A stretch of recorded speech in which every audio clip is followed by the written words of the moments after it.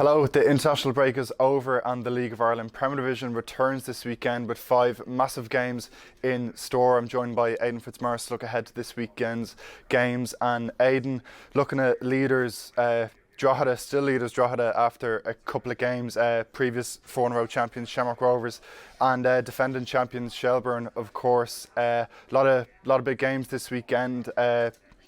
What's the biggest talking point for you coming into this weekend? I suppose come back how they react coming from the international break. It's a funny one. A lot of managers don't particularly like it unless you had players away, but it disrupts the rhythm. A lot of managers don't like that. What do? Do you give players time off? Do you keep them in? So I think Drogheda wouldn't have wanted, for example. I think there was momentum behind them. They were going well, playing well.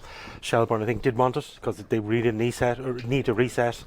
It just hasn't been right at the start of the season, despite everything Damien Duff said pre-season about the right attitude and everything else. So I think Shelbourne might have done the work maybe away from the training ground in terms of getting into the players' heads and seeing why it's gone wrong or why it hasn't been as perfect this season. But Drogheda, just more of the same for Drogheda, keep doing the same things. Drogheda, incredible start and not too much change in their personnel. Kev Doherty's really stuck with the same 11, 12 players, 1 or 2 key substitutions. It's been a really impressive start for them. But just starting off, Shamrock Rovers, I was up at Shamrock Rovers this morning speaking to Stephen Bradley. They're looking ahead to a big game against Derry, and in the last couple of seasons it's been kind of Shamrock Rovers and Derry in the title running. Now of course you've Drogheda top, Shells won the league last year, but it's still a massive game though. Yeah, a big point of proof for Derry. They were appalling in the first game in Dublin the season away to Shelbourne. There really were a lot of worries in Derry, so I think again they'll have used that time away to reset and try and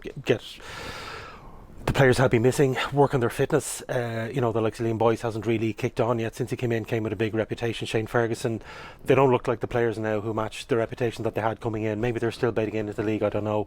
So I think that'll be a point of proof for Derry and Rovers. I think looking to get more. I mean, Danny Grant, I know he was doing media this week, and Danny, again, a little bit of a slow start at Shamrock Rovers. I know he's saying that after only 6 games, but came up with the goal last week. And Danny is a player who maybe will come from a little bit on the fringes now at the start of the season. You wouldn't have thought Danny Grant would start every game, but he's a player that Shamrock Rovers can now throw into the mix and say, right, okay, Danny, what can you do? As you said, Shelbourne suffering dropping a couple of points before the international break there.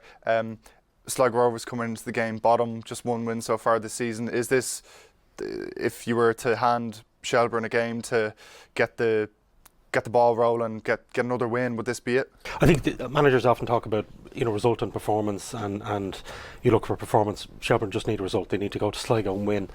I think they're still tinkering with that team. They made some changes for the previous game because of the bug that was in the squad, and you just wonder, people who were around before, someone like JJ Lunny, who hasn't really played an awful lot this season, is this the chance for him to come in? Karen McEnroy has done well.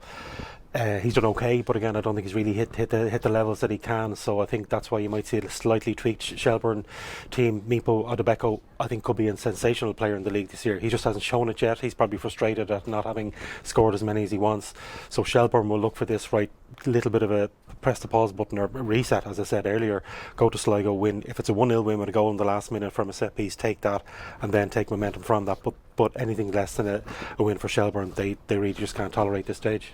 It's a massive game there for Shelbourne. At Dalymount Park, there's an absolutely massive game for Bohemians hosting Galway United. Galway, of course, the only unbeaten side left in the Premier Division. Aidan, it's hard to escape the feeling that this is a big match for Adam Reynolds. Couple of mixed results before the international break. They need a win here. The last game that Bohemians wanted at home and against Galway United, so their home form is terrible. They've won once at Dalymount in the league since in 11 months, which is probably the worst home record in the league, even accounted for teams that get relegated. They're up against Galway, who really are their bogus side. Galway know how to play against Bohemians. They know how to frustrate them. You know what you're going to get with Galway. You're going to get very, very tight unit. They will have a game plan for it. There is huge pressure on Alan Reynolds. I think they would rather be away from home from this one, because there will be, if it's not right at half-time, you'll know it by the fans. A lot of the fans have already made up their decision on Alan Reynolds in terms of whether he's the man to take them out of it. There is pressure. That is one where they absolutely need a win, because I think if they lose that game, which is possible. Galway came to Dalymount last year and won, played balls off the park. They were just really an immense side. Galway playing with Galway are everything Bohemians aren't at the moment. They're playing without fear. They're playing without pressure. They're enjoying those games at Dalymount. Bohs don't enjoy playing at Dalymount. So similar to Shelbourne needing a result, the performance doesn't matter for Bohemians. They simply have to beat Galway. Maybe the international break came at a good time for Bohemians. Definitely came at a good time for St. Pat's. Getting a lot of bodies back, bodies rested, especially in midfield. They were absolutely decimated the last week or two before the break. They are away to Waterford, who have had a pretty positive start to the campaign. Yeah, Waterford, good start and probably difficult the last couple of weeks. No points and no goals the last few games. Small thing again, we talked about the international break, little bit of boost. Navajo backboard, who went away to play for Suriname during the week, and they've qualified for the next stage of the Gold Cup, so that's not going to make a difference in the game, but he will come back on a high from that, and that is the level that Waterford are competing at now. They have a player playing at senior international level.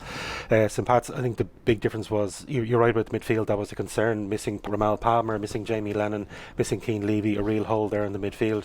But Chris Forrester stepped up. He was immense against Bohemians in the last game. I actually think Pats didn't want the international break. I think they would like to keep just the momentum they showed. I was really impressed with them, and like that, coping without those injuries. You could look at the team sheet and go, how are we going to have a midfield? No Palmer, no Levy, no Lennon, and they got him in. Forrester was immense last week.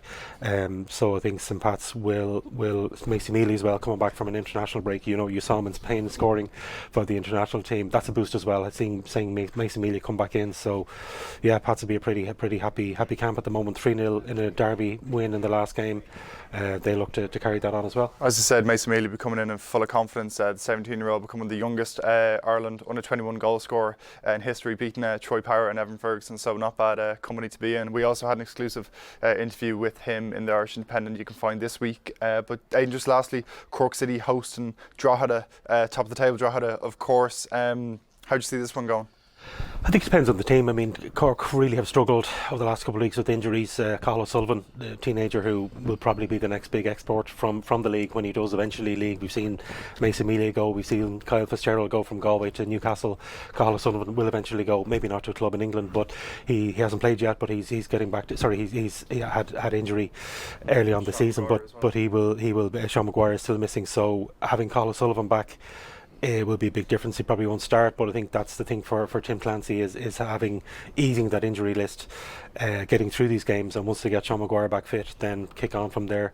But momentum is behind Drogheda. Again, the history of the two clubs and the two managers, it is going to be interesting. But I think that's one where you would look to Drogheda just to keep up that momentum. And that's great. Thanks for that. You can follow all the latest build-up and reaction to Friday night's games with the Irish Independent.